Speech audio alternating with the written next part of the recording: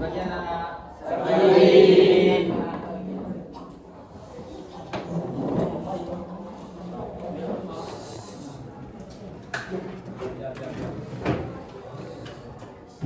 Baik.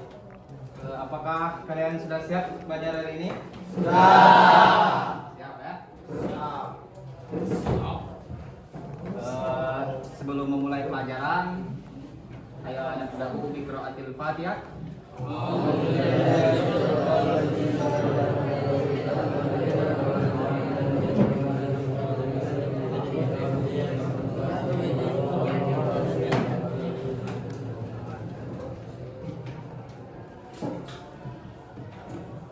semoga pelajaran kita hari ini bisa dipahami dengan mudah. Dan hari ini kita akan membahas tentang pentingnya menuntut ilmu.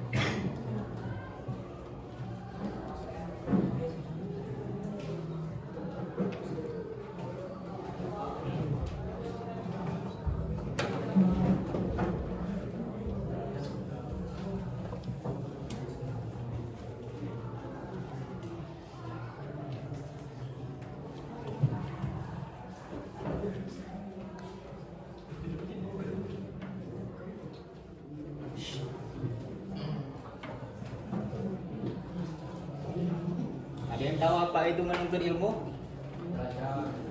Belajar ya. Ada lagi? Jadi menuntut ilmu itu ialah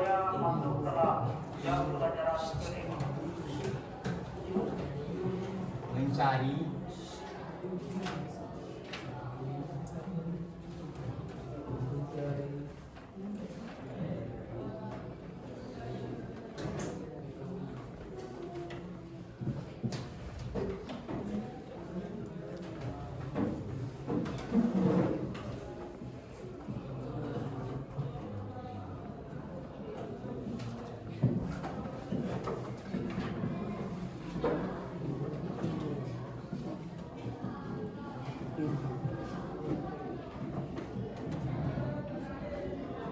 Jadi menuntut ilmu itu ialah apa? Ataupun memahami daripada ilmu pengetahuan ya. Jadi kita itu mencari dan mempelajari ilmu pengetahuan, baik itu ilmu dunia maupun ilmu akhirat. Jadi tidak hanya ilmu akhirat, tapi juga ilmu dunia juga termasuk penting untuk dituntut. Hukum menuntut ilmu itu apa? Wajib ya. Jadi hukumnya wajib.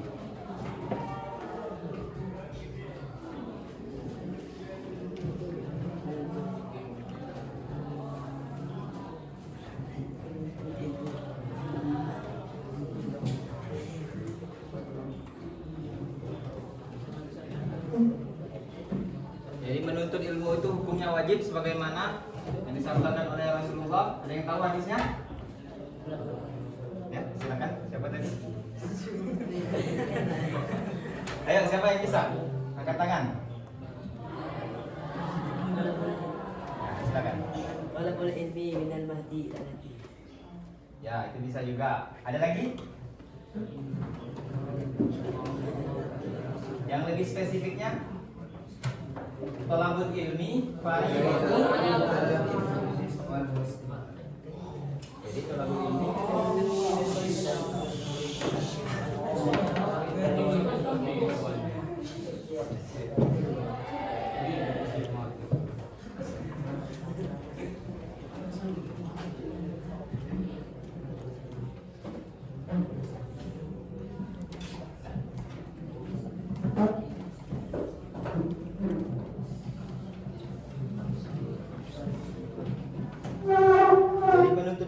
wajib bagi setiap muslim, baik itu muslim laki-laki maupun itu muslim perempuan.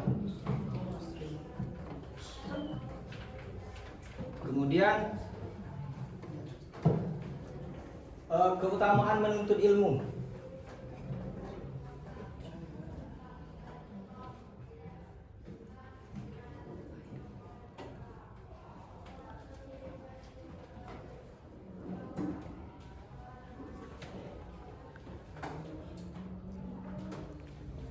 Keutamaan menuntut ilmu itu diantaranya yang pertama ialah mempermudah urusan dunia maupun urusan akhirat.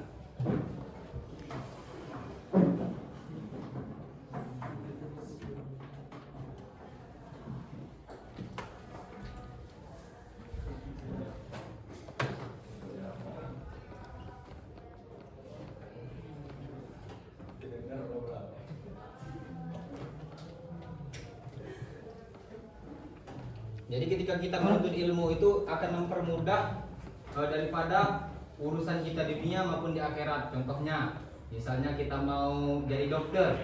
Dokter itu perlu ilmu nggak kayaknya? Perlu ya. Karena jika dokter tidak berilmu, pas ngobatin orang nanti bukannya orangnya jadi sehat malah mati nanti kan? Kalau tidak berilmu.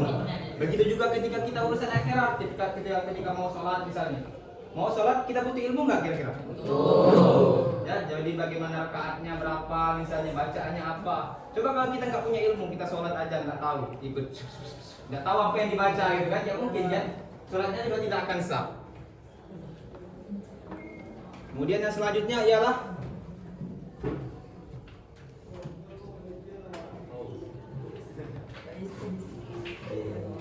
bisa ya.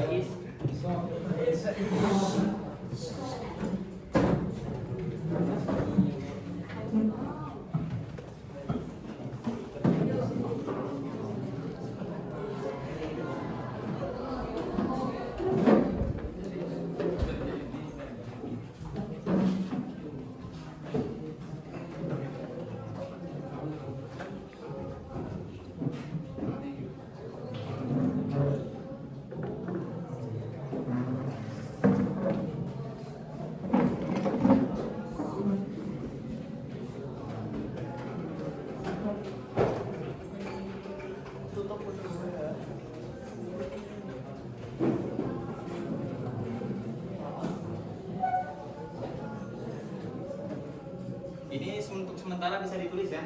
Bisa.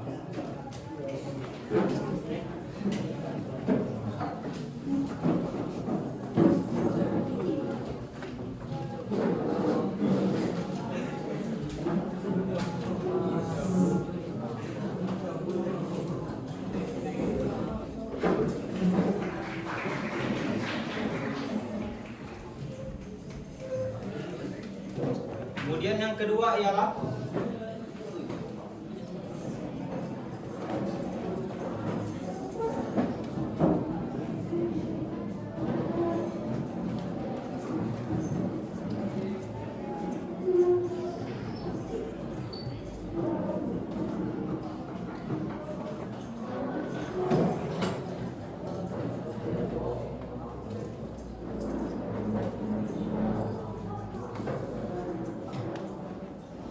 keutamaan kedua itu ialah dapat membedakan mana yang baik dan mana yang buruk.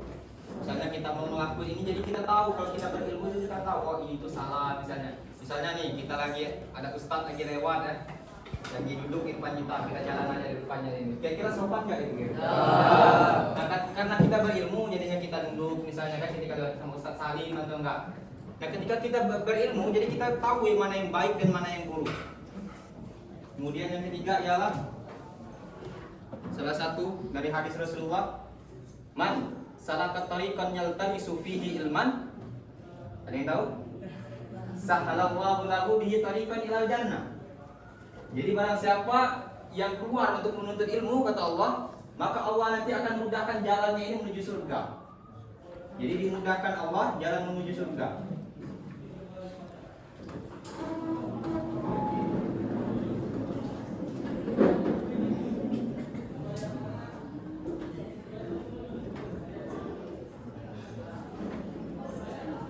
Jadi setiap orang yang keluar untuk menuntut ilmu, ini ada yang dari jauh misalnya, apa dari Balunijuk semua? Ada yang dari jauh kan? Nah, jadi setiap langkah walaupun dari Balunijuk, setiap perjalanan kita itu, setiap langkah kita ketika kita pergi ke pesantren ini untuk menuntut ilmu itu dihitung daripada langkah kita itu untuk memudahkan jalan kita menuju surga. Jadi ketika kita masuk surga nanti mudah jalannya menuju surga sana, nggak susah ya. Ini sudah dicatat? Lanjut. Kita hapus ya.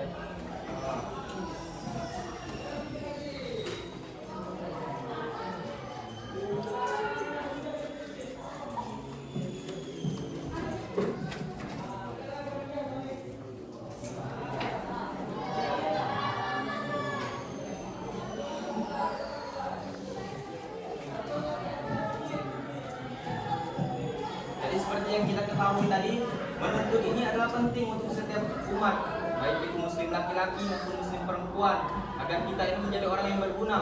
Coba saya mau tanya misalnya nih, ketika pemimpin yang akan datang itu orang yang sekarang muda, apa yang orang yang sekarang orang tua? Yang muda pastinya kan.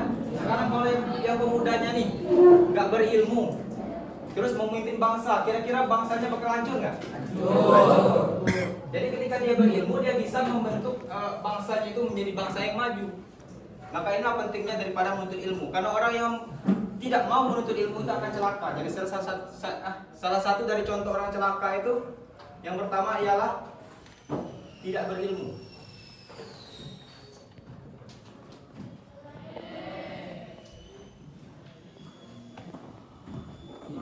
Contoh orang yang celaka ya.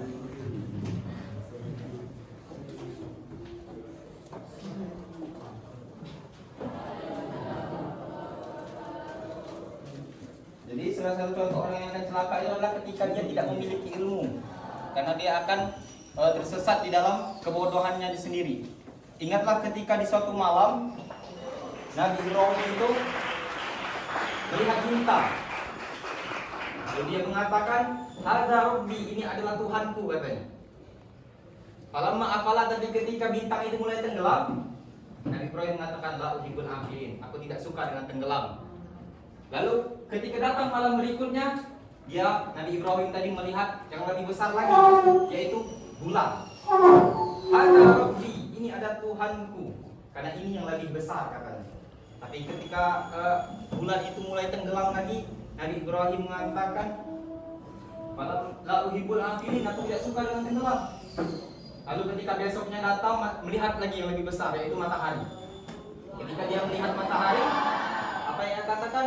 Hadza Rabbi, ini adalah Tuhanku, karena ini yang lebih besar daripada sebelumnya. Jadi ketika matahari itu terbenam di sore hari, hilang, baru Nabi Ibrahim mengatakan, "La uhibbul afilin," saya tidak suka dengan tenggelam ini. Nah, sampailah akhirnya Nabi Ibrahim ini kepada Tuhan yang sesungguhnya, yaitu Allah.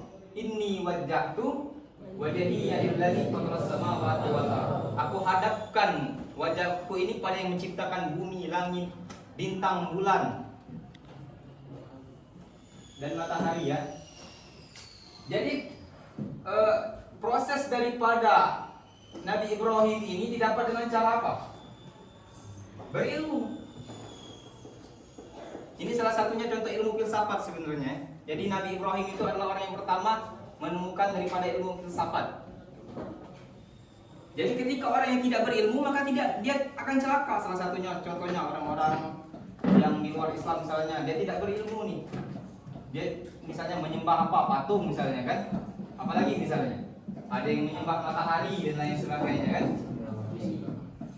Kemudian yang kedua ialah ciri orang yang celaka ialah ketika dia berilmu tetapi tidak diamalkan. Ya? Dia punya ilmu nih, tapi nggak diamalkan.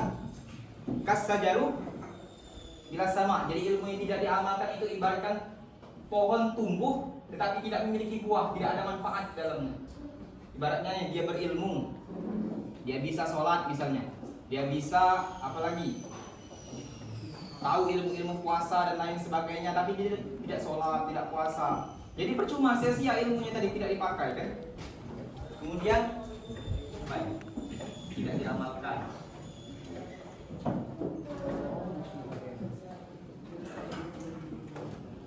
ketiga selanjutnya ialah ketika dia berilmu kemudian dia diamalkan tapi dia ini sombong. Ciri orang yang celaka yang selanjutnya ialah sombong terhadap ilmu.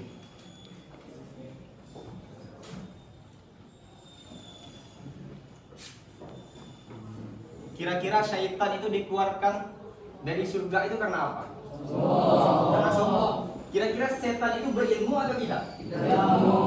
Berilmu. Dia tahu semuanya tentang alam semesta. Dia tahu, dia sudah pernah langsung bertemu dengan Allah, berkumpul dengan malaikat. Tapi karena kesombongannya tidak mau tunduk kepada Nabi Adam, disuruh sujud nggak mau gitu. Akhirnya dia dilemparkan ke api neraka. Jadi salah satu orang yang celaka ialah sombong terhadap ilmu. Nah, jadi yang pertama tadi apa? Ketika dia tidak berilmu. Kedua, tidak diamalkan. Yang ketiga, sombong terhadap ilmu. Ya, silakan ditulis dulu ya.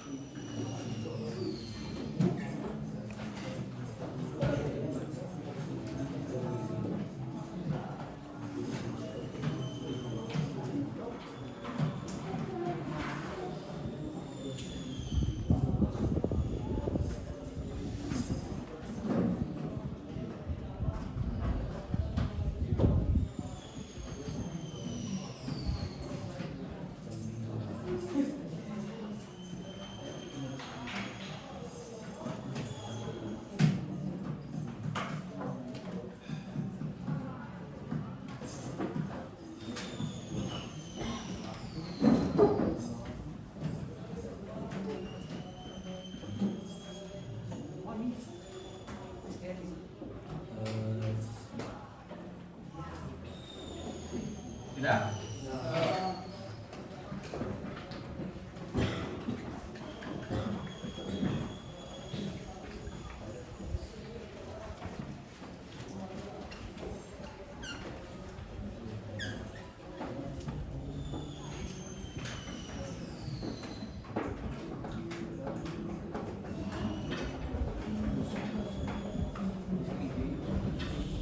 Kemudian yang selanjutnya ialah sikap yang harus dimiliki.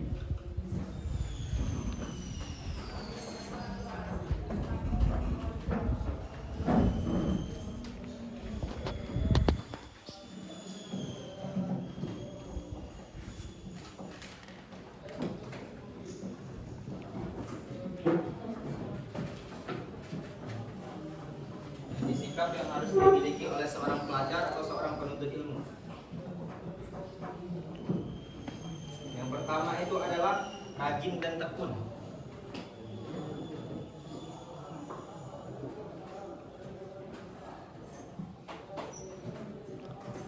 Jadi seorang pelajar itu dia harus rajin dan tekun.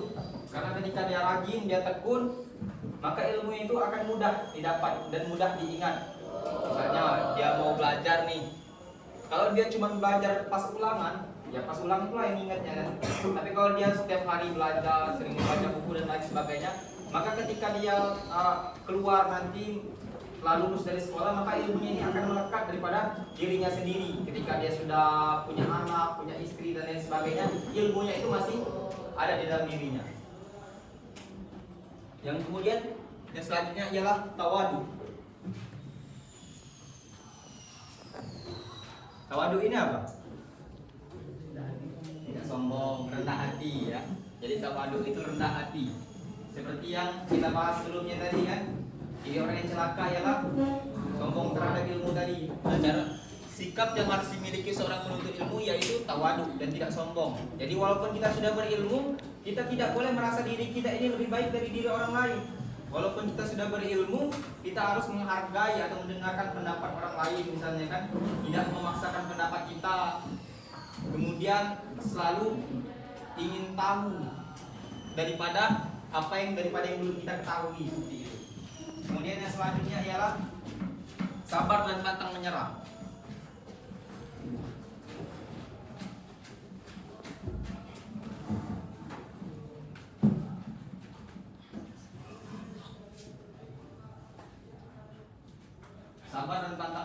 jadi dalam menuntut ilmu itu kita harus sabar, jangan mudah menyerah. Walaupun kita ibaratnya itu susah memahami materi, susah ngapal dan lain sebagainya. Ada di sini yang susah buat ngapal misalnya, agak lambat ngapal. Ya kita tuh harus sabar ya. Karena kalau kita sabar, kemudian kita rajin dan tekun, suatu saat kita itu pasti bisa, teman-teman. Karena ada sebuah kisah. Nah, jadi Ustaz ada cerita lagi nih. Saya siapa ini namanya? Siapa? Yang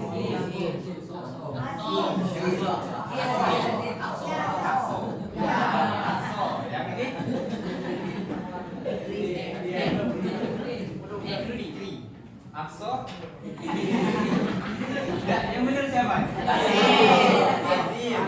Azil. Contohnya nih ya, ada sebuah kisah nih. Azil dan Fikri. Dia ini mau menuntut ilmu, mau mondok pesantren. Berangkatlah dia ini ke pesantren kan. Pas sampai di pesantren, belajar sebulan, 2 bulan. Azil ini orangnya pinter misalnya kan. Jadi dia itu pas dikasih ustadznya hafalan, mudah dia ngapalnya. Tapi si Fikri ini agak lambat menghafal, agak susah daripada menangkap materi. Jadi buat memahami materi itu agak susah dia menghafalnya itu. Nah kemudian disuruh ustadznya misalnya nih menghafalkan surat Al-Lahab, dibacanya sama si Fikri. Tabbat syada abi lahabi wa tabbat syada abi lahabi wa tabbat syada. Terus muter-muter gitu aja, gak nyambung-nyambung gitu kan. Gak selesai-selesai. Akhirnya si Fikri ini bilang ke siapa tadi? Azil. Bilang ke Azil. Azil, sepertinya ini saya ini sudah tidak sanggup lagi untuk mondok ini, karena saya ini sudah sulit menghafal. Saya ingin pulang saja. Kemudian Azil, siapa Fikri tadi pamitan sama ustadznya, kemudian pulang. Di tengah perjalanan pulang tadi, tiba-tiba hujan lebat datang. Hujan lebat. Si Fikri tadi melihat goa. Di dalam goa itu dia berhenti berteduh karena hujan kan. Nah, pas di dalam goa, si Fikri ini melihat air yang menetes dari mengenai batu. Batu yang berlubang. Tahu kan kalau air netes yang biasa ada lubang-lubang dari batu tuh? Nah, dia melihat.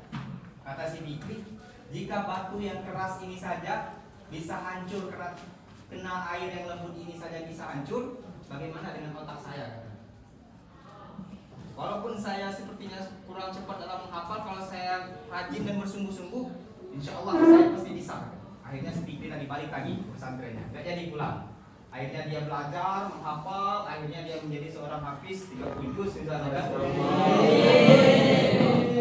Lama besar akhirnya.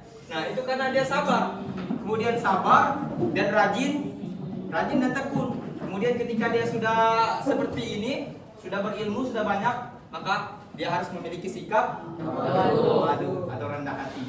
Nah jadi seperti itu ya. Berapa menit? 23 baru 23.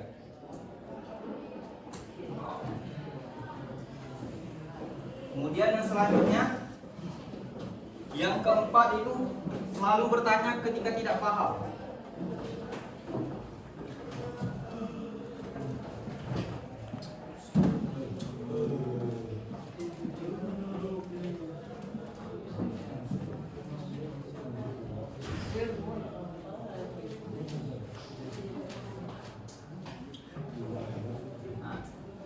Ini selalu bertanya ketika tidak paham.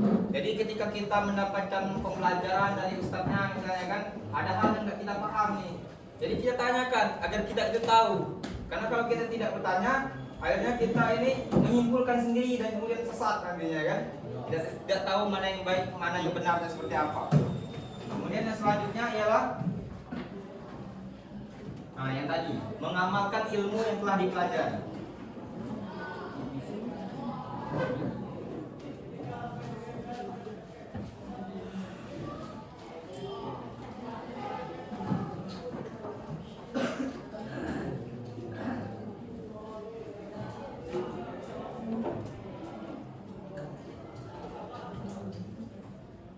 Jadi setelah kita mendapat ilmu tadi, mendapatkan ilmu misalnya di pesantren, SMP, SMA, setelah kita mendapatkan ilmu itu kita amalkan, baik itu diamalkan dalam kehidupan pribadi atau kehidupan sehari-hari maupun diamalkan untuk orang banyak, yaitu kita ajarkan kembali.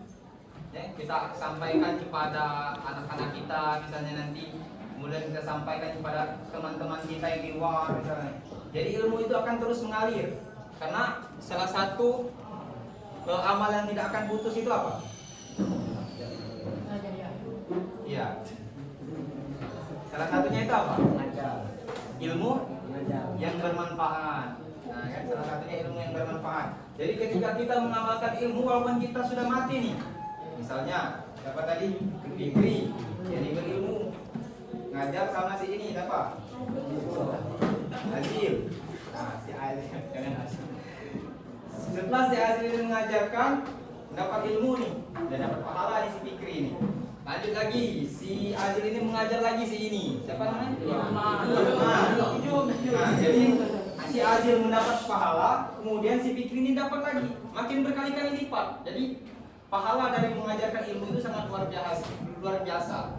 Ketika kita nanti mati meninggal, amal kita kurang misalnya, tahu-tahunya nanti datang lagi transferan pahala dari si siapa ilmuwan dari karena dia belajar ilmu kan. Jadi seperti itu. Ini udah bisa tadi? Nah, berarti lanjut ya.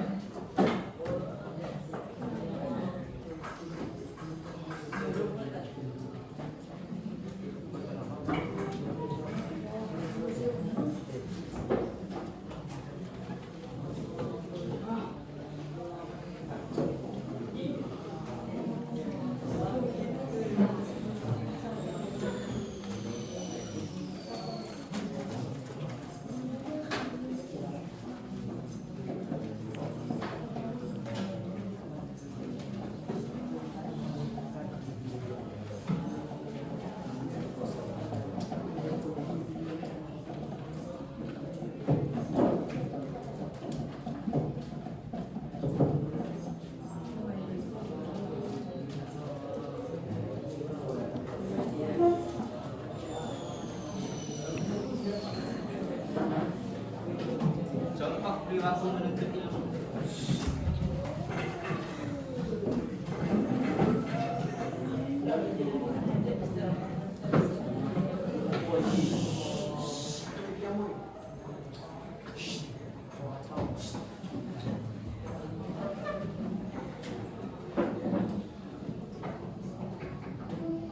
Apa adik yang kalian ketahui? Contoh daripada perilaku orang yang menuntut ilmu itu apa?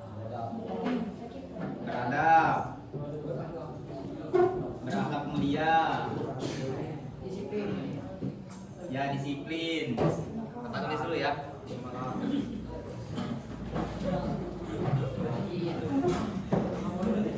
Beradab, berakhlak, rajin, disiplin. Apa lagi? Disiplin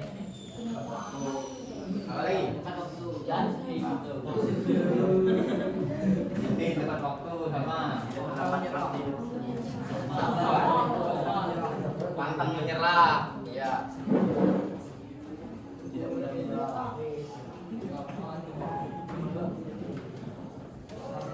Contoh beradab nih apa misalnya? Mendengar. Contoh dari kehidupan nyata misalnya. Bagaimana orang yang beradab? Ya, menghargai orang yang berbicara di depan. Kemudian berakhlak contohnya. Nah, ya benar. Rajin, belajar.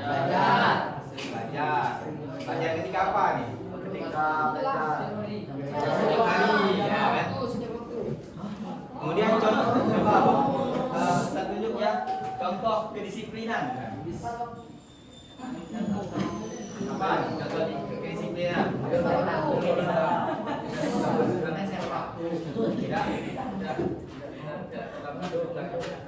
Tidak terlambat datang ke kelas. Tadi terlambat nggak? Terlambat. Kemudian pantang menyerah. Apa contohnya? Coba yang belakang ini. Apa contoh pantang menyerah dalam menuntut ilmu? Apa?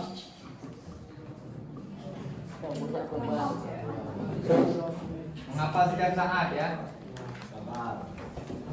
Sabar. Jadi ini daripada contoh perilaku orang yang menuntut ilmu. Jadi dia itu harus beradab, berakhlak, rajin, disiplin, pantang menyerah. Apalagi nih yang kurang? Sabar. Yang tadi apa tadi? Mengamalkan ilmu. Contoh mengamalkan. Coba yang ini. Atau mengamalkan ilmu. Memahami bukan mengamalkan. Contoh mengamalkan. Coba ini.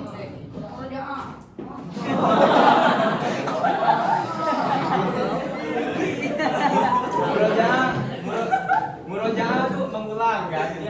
Misalnya kita hafal Quran nih tentang ayat apa ya, misalnya ayat tentang puasa. Nah, kita amalkan berarti kita berpuasa.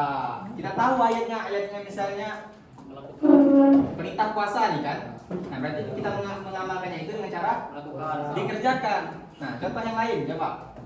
Siapa yang mau angkat tangan? Coba. Ada satu juga ya.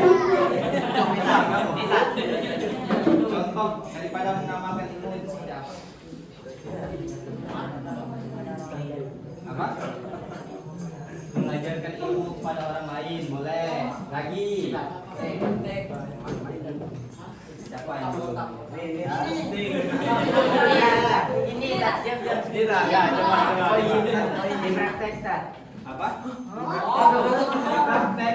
Praktek bukan mengamalkan itu. Kerjakan tugas itu.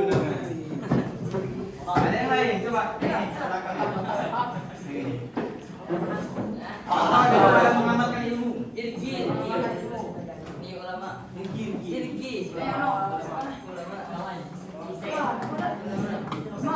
Mengajarkan kepada orang lain. Tadi sudah mengajarkan kepada orang lain. Mengamalkannya. Yang mengamalkannya. Imam mengulanginya. Misalnya nih, kita tahu bahwa rukun sholat itu misalnya ada berapa? Rukun sholat 12. Salah semua nih. Coba, ada yang tahu nggak berapa rukun sholat? 5. 13.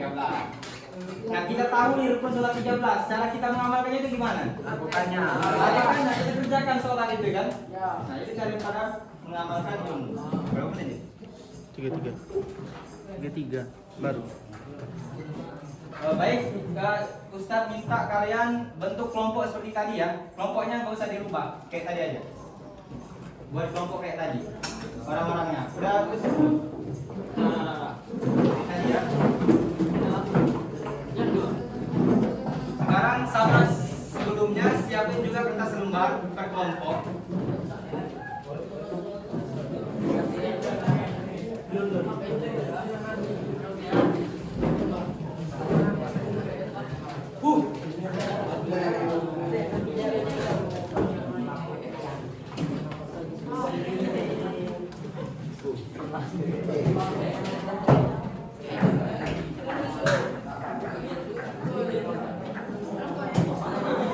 Sudah belum? Nah, sudah kan? Sekarang berkelompok. Dengarkan pertanyaan Ustaz ya. Tulis. Menurutmu, mengapa menuntut ilmu? Sudah?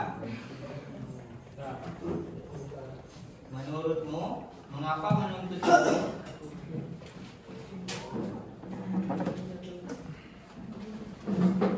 Itu penting dalam kehidupan sehari-hari. Menurutmu, mengapa ilmu itu penting dalam kehidupan sehari-hari?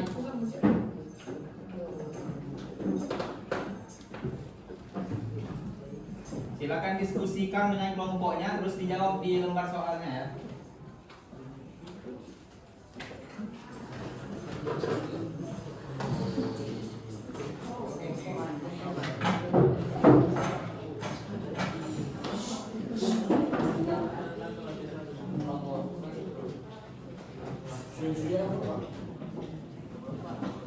Bapak kasih waktunya sekitar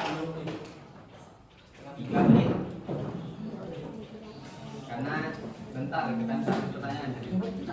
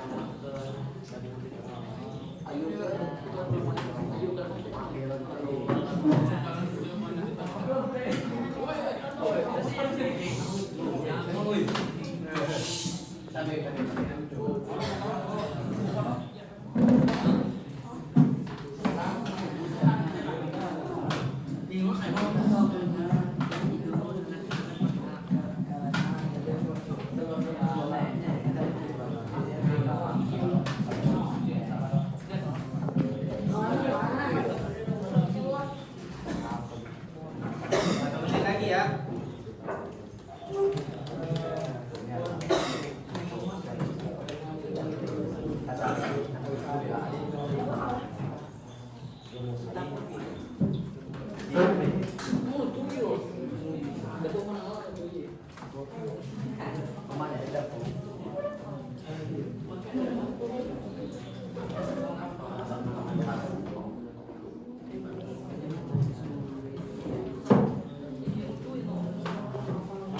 Ada yang selesai?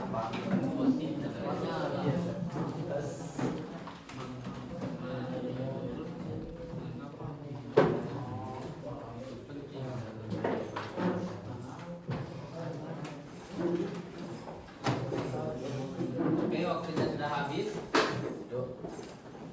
Coba siapa yang sudah selesai? Coba bacakan kelompoknya. Yang belakang. Perwakilan selesai.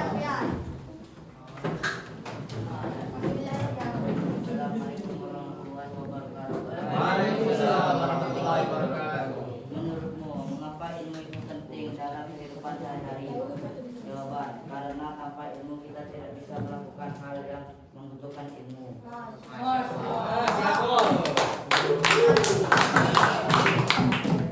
kelompok yang depan.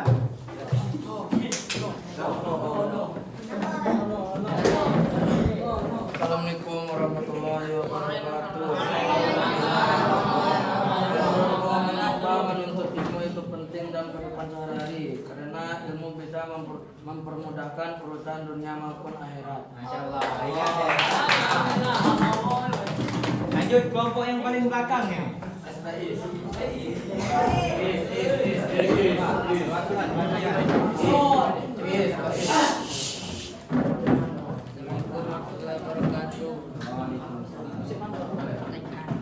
Menurutmu mengapa menuntut ilmu itu penting dalam kehidupan sehari-hari? Karena ilmu ini sangat penting untuk kita pelajari, untuk mempermudahkan kita dalam memahami sesuatu dan untuk diamalkan, diajarkan dan lain sebagainya. Masya Allah, lengkap sekali ya jawabannya. Ya. Kasih hapus dulu. Yang paling kanan. Kelompok paling kanan nih. Mana nih? Iya, iya. Itu. Mana nih kelompok ini? Menurutmu, mengapa menuntut ilmu itu penting dalam kehidupan sehari-hari? Jawaban, karena menuntut ilmu itu wajib bagi setiap muslimin, terutama setiap muslimin. Ini karena wajib ya. Ya, kasih upload. Kelompok ini.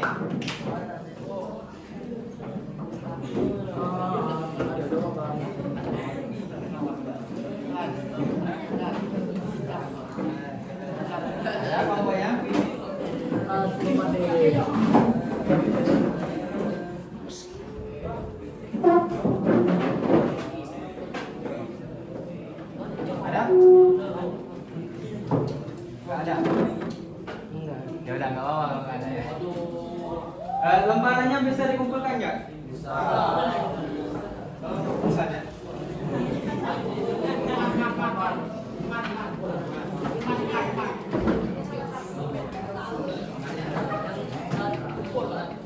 Ya ini tadi satu.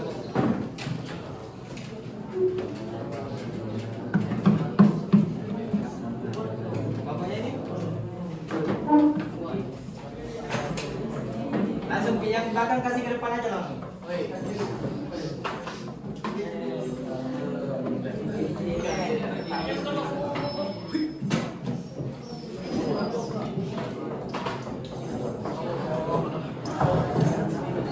Udah? Yang belakang tadi mana? Ada.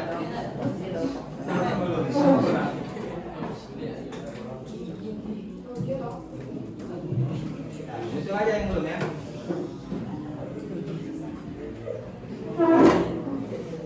Baik, selesai sudah pembelajaran kita hari ini. Semoga dari apa yang kita sampaikan tadi bisa bermanfaat bagi kalian. Semoga kalian semua menjadi orang sukses ya. Dan dipermudah dalam menghafalnya. Kita akhiri dengan doa kafaratul majelis.